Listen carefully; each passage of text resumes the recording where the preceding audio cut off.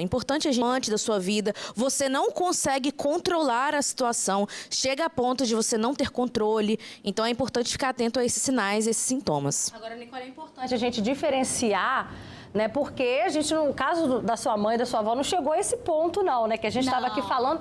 São graus, né? São graus diferentes, né? Com certeza.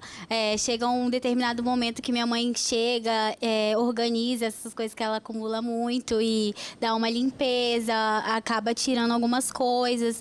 Aí ela consegue equilibrar, né? Esse negócio de ficar guardando as coisas. Existe mesmo, então, essa diferenciação de graus. Agora, a pessoa que não percebe isso, ela pode evoluir para chegar a esse ponto? Pode, e geralmente começa assim, né?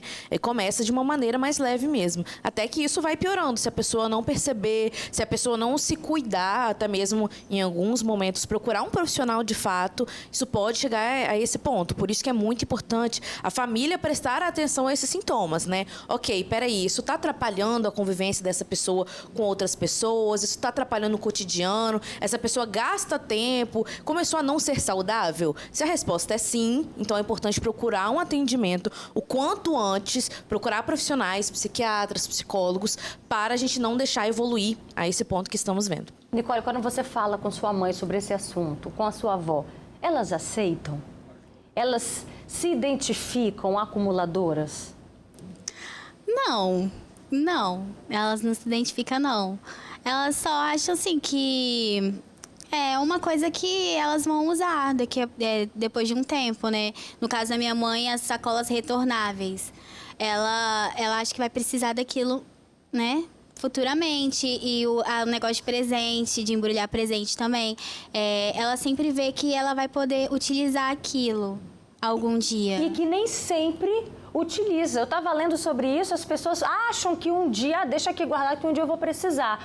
E já até esquece que aquilo existe, né, Anne? Esse é o fator que a gente fala, que é o fator da obsessão. Eu preciso guardar isso, em algum dia eu vou utilizar isso aqui. E, na verdade, isso foge da realidade. Muitas vezes é uma acumulação que não faz nem sentido, né?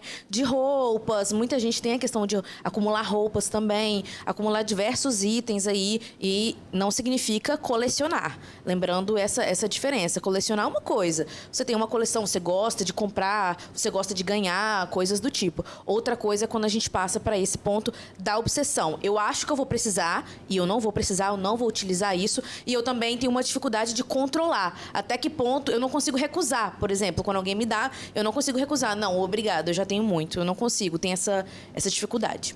E agora a gente vai ver um outro caso, tá? Atendido pela equipe do Guilherme. Continuação dessa reportagem que a gente estava vendo, né? Que é o faxineiro voluntário que nós mostramos aí no início do programa. É uma situação crítica. 5 crianças perguntando, né? Por que a pessoa não admite, pessoas que têm essa compulsão, por que ela não admite os acumuladores? É difícil ver casos assim. Primeiro, a gente tem, no geral, um julgamento mesmo de todas as pessoas da sociedade como geral em relação a diversos transtornos psicológicos, né? Como a reportagem falou, por exemplo, essa senhora, inclusive ela também tinha depressão, né? Então, muitas vezes, isso é falta de... Levanta, né? É falta de vergonha na cara. A gente ouve muitas pessoas falando isso. Então, é óbvio que você não vai se abrir ouvindo isso. Você não vai se abrir e contar para alguém, eu tenho dificuldades, isso aqui eu não estou conseguindo controlar. Então, essa dificuldade vem, primeiro de tudo, desse julgamento e, segundo, da própria dificuldade de observar os seus sintomas. A gente fala a necessidade da autopercepção. A gente se percebeu o tempo inteiro. Peraí, isso aqui que eu estou fazendo, o que isso pode querer dizer? Será que leva a isso? Olha, eu fiquei curiosa, como que essa família conseguiu, como que foi feito, né, esse desapego todo nessa última reportagem, porque não é fácil. Você toca num assunto com uma pessoa que tem essa compulsão toda, ela não gosta nem de ouvir, ela não aceita, né? Você, como filha, como que você lida com a sua mãe quando você começa a vê-la juntando esse monte de embalagem, juntando um monte de potinho, juntando coisas que não têm utilidade? Como que você lida com isso? Você deixa sua mãe agir do jeito que ela quiser? Tá bom, a mamãe é assim mesmo? Ou você tenta bater um pouco mais de frente? Então, eu não perco tempo batendo de frente, não. Vou até falar uma coisa aqui que ela vai saber agora, mas acho que ela sabe.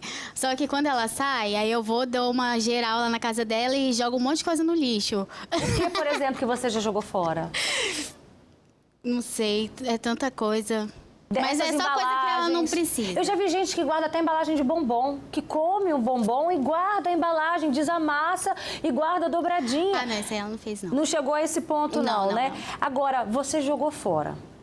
Já vi muita gente querendo fazer isso. Fala assim, a gente estava ouvindo vários relatos aqui também na nossa redação, na nossa produção, pessoas que têm aparelhos telefônicos, aquele de 1900 e bolinha, e não se desfaz, tem microsystem em casa e não consegue doar, não consegue...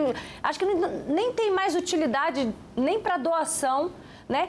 E aí a pessoa, é pior se a gente como família tentar doar, jogar isso fora, se desfazer disso, é pior, Anne? É importante isso ser feito com muito cuidado, né? Porque em alguns casos, é claro que no caso da Nicole aqui, tudo que ela está trazendo é leve, é realmente parece mais uma coleção mesmo, né? Vez ou outra ela joga algumas coisas fora, Ou o início, né? Talvez, né? Ou o início. É importante ficar atento, né? Mas o que a gente observa nesse sentido é que isso às vezes pode levar a pessoa a se fechar ainda mais. Então a pessoa já não estava pedindo ajuda, e aí quando ela chega em casa, por exemplo, que muitas vezes a pessoa conta, né? Muitas vezes está ali observando tudo que ela colecionou, que ela está acumulando, né?